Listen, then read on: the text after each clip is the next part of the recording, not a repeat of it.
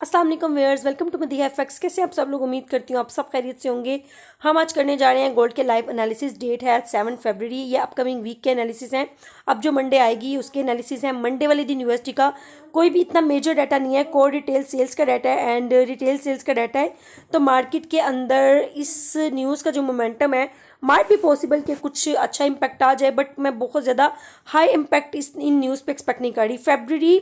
11 फरवरी को मार्केट में जो डाटास हैं, एवरेज अर्ली है एंड नॉन फार्म एम्प्लॉयमेंट्स हैं, अनएम्प्लॉयमेंट रेट्स हैं, तो इनमें हम मार्केट के अंदर एक अच्छी मूवमेंट एक्सपेक्ट कर सकते हैं। ठीक है, और उसके बाद अनएम्प्लॉयमेंट क्लेम जैसी न्यूज़ है।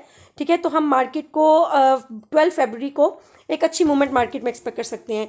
तो अब देखते हैं कि अपकमिंग वीक में हम क्या अपॉर्चुनिटी फाइंड करते हैं। जैसे कि आपने देखा कि ये H4 का टाइम फ्रेम है और मार्केट ने एक बहुत स्ट्रॉन्ग इंपल्सिव मूव दिया है H4 के ऊपर। अब करंट मार्केट जोन सी है इस इंपल्सिव मूव के अंदर ही कंसोलिडेट कर रही है।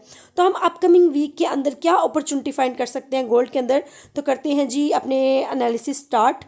सबसे पहले मार्केट मेंबर्स, यहाँ पे मैं एक चीज़ इंक्लूड करती जाऊँगी। बहुत से क्वेश्चन मुझे आते हैं कि मैम हम किस तरह से प्रॉफिटेबल हो सकते हैं या हम किस तरह से मार्केट से पैसा बना सकते हैं। देखिए, इस मार्केट से पैसा बनाना मुश्किल नहीं है, लेकिन सिर्फ उनके लिए जिनके पास इस मार्केट की समझ है, जिनके पास थोड़ा बहुत भी नॉलेज है।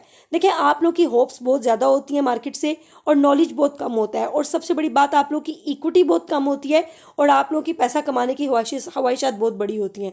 तो पहले प्रॉपर सीखें, उसके बाद इस मार्केट में आए, फिर आपको इस मार्केट की वर्थ का पता चलेगा। अगर आप सीखने में इंटरेस्टेड हैं तो इस नंबर पर कॉन्टैक्ट करें, आपको इन्फॉर्मेशन मिल जाएगी।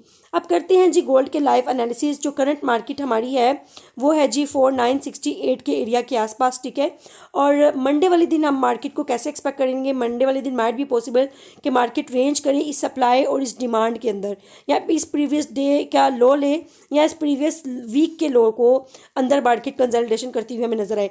अच्छा, यहाँ पे मैंने प्रॉपर लिखा हुआ है previous day high, previous day low, previous week का लो। अब ये बहुत इंपॉर्टेंट चीज़ है क्योंकि मार्केट हमेशा पिछले वीक, पिछले दिन और पिछले मंथ की लिक्विडिटी को ज़रूर टारगेट करती है। ये बात आपने याद रखना है। अगर मार्केट हाई लेती है तो मार्केट लो की तरफ जाती है, अगर मार्केट लो लेके आती है तो मार्केट अपने हाई की लिक्विडिटी की तरफ जाती है। तो मार्केट ये सप्लाई से गिरी है और ये जो इंपल्सिव मूव मार्केट में आया है ये इसका 50% रेशो है। अगर मैं यहाँ पे आपको फिबोनाची प्लॉट करके दिखाऊं तो ये देखें, इस हाई से इस लो तक मैंने फिबोनाची को प्लॉट किया तो आप देखिए एग्जैक्ट वही लेवल निकल के आ रहा है सप्लाई का लेवल। ये देखें, एग्जैक्ट वही एरिया निकल के आ रहा है सप्लाई का, जो कि मैंने ऑलरेडी निकाल के रखा हुआ है। क्योंकि फिबोनाची मार्केट में काफ़ी अच्छा वर्क करती है और मैं पर्सनली फिबोनाची टूल को बहुत पसंद करती हूँ। मेरी वीडियो भी है फिबोनाची टूल के ऊपर, आप चाहें तो जाके देख सकते हैं। मदीहा एफएक्स ऑफिशियल मेरा यूट्यूब का चैनल है। आप देखिए कि गोल्डन रेशियो है जो मार्केट ने उसको 100% रिस्पेक्ट दिया और यहीं से मार्केट ने वापस पुल बैक लिया है। मैं इसको थोड़ा रिमूव करती हूँ, नीट करती हूँ।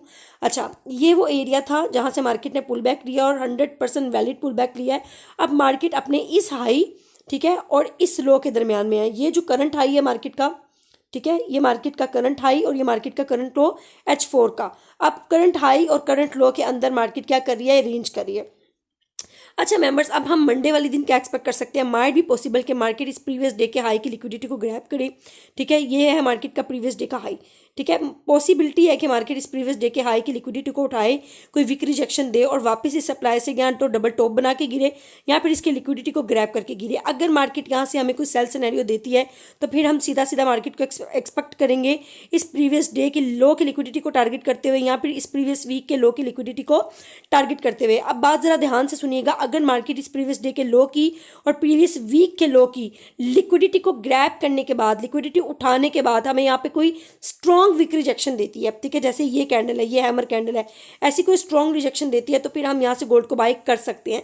लेकिन अगर मेंबर्स यहाँ पे मार्केट इस एरिया के नीचे, जो कि एक जोन बनता है 4658 का एरिया, अगर मार्केट मेरे इस एरिया के नीचे, जो कि बहुत जरूरी है, M30 की कोई कैंडल क्रॉस करती है। अब मैं M30 क्यों कह रही हूँ? क्योंकि ये H4 के एनालिसिस है, बिग टाइम फ्रेम है। अगर मार्केट M30 की कोई भी कैंडल क्रॉस करती है तो मेरा सीधा टारगेट ये जोन होगा जो कि है 4497 का एरिया। ठीक है, तो अब मैं मार्केट में इस जोन को एक्सपेक्ट करूंगी। देखिए मेंबर्स, मैं आप लोग को जो एरियाज़ जो जोन बता रही होती हूँ ना, उनको बहुत तवज्जो से सुना करें।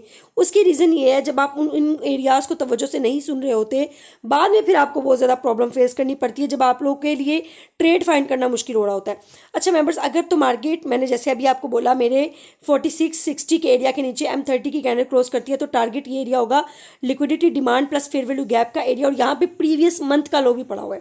ठीक है, अगर मार्केट प्रीवियस मंथ के लो की लिक्विडिटी लेती है ना, और फिर यहाँ से कोई बाय सिनेरियो दिखाती है, तो यहाँ से हम लॉन्ग टर्म भी बाय देख सकते हैं, अगर मार्केट मेरे इस जोन के नीचे क्लोजिंग नहीं देती तो, जो कि एक जोन बनता है 4298 का जोन।